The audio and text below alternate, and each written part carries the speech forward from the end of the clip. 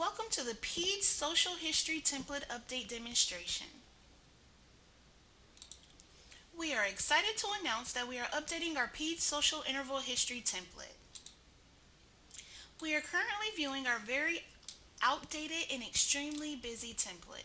So busy that when we train the required fields, we're saying that they're in the shape of a triangle so that you can locate them easily. So, as a reminder, here at the base of our triangle, we enter who the patient resides with.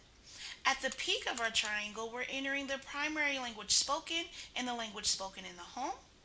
And then we end our triangle here at smokers. Is there any smokers at home? And also if they smoke outside of the home, if there are smokers in the home.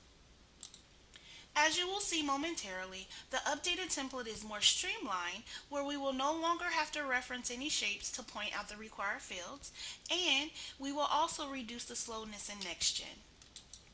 Let's take a look at our new template.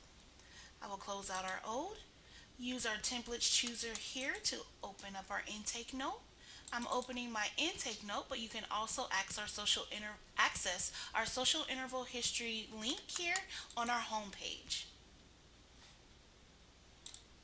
Okay, here is our new template.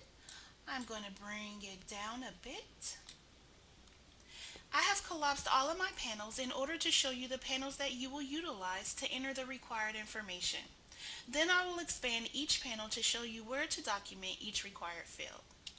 Now, to collapse all of your panels or expand all of your panels, you will utilize this panel control option at the top of the template and click on either the expand all arrow or the collapse all arrow. Once your panels are collapsed, like mine are here now, you may then change the order of your panels by clicking and dragging them to the order shown in this demonstration or in order in which you prefer. So the three panels that you will be entering information in are the relationships panel, the tobacco use panel, and also the home environment panel. I am now going to move my panels in a suggested or preferred order. I would like my tobacco use panel to be at the top of my panel list. So to do that, I am going to click in the middle of my tobacco use panel, and then I'm going to move it at the top of my list. And I did that by releasing my mouse once I'm in my desired location. Okay. Now remember, once you change the order of your panels, it remains that way every time you open the template until you change the order again. Now that your panels have been reorganized, let's begin our documentation. So first, let me tell you a couple of options on how you can use the panels best.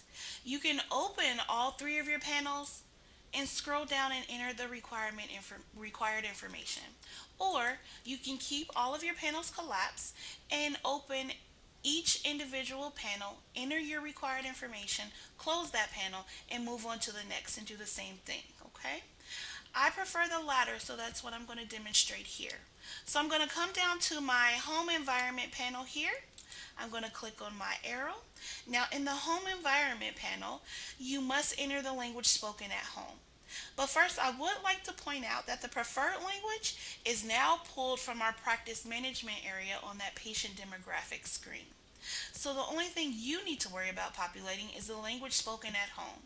You do this by clicking in the field, choosing the appropriate language.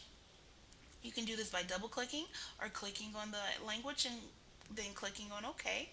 So now that it has been entered, I can close that panel and move on to my relationships panel. Here in our relationships panel, we'll be entering who the patient resides with. To enter this information, we must first click on that add button. I'm going to say that my patient resides with mom, dad, and two younger brothers. So I'm going to put in 2 and click on save and close. Before closing this panel, I would like to point out towards the bottom, there is an area that lists the tobacco exposure.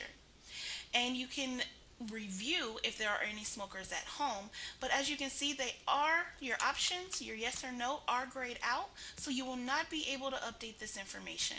You must update this information in your tobacco use panel.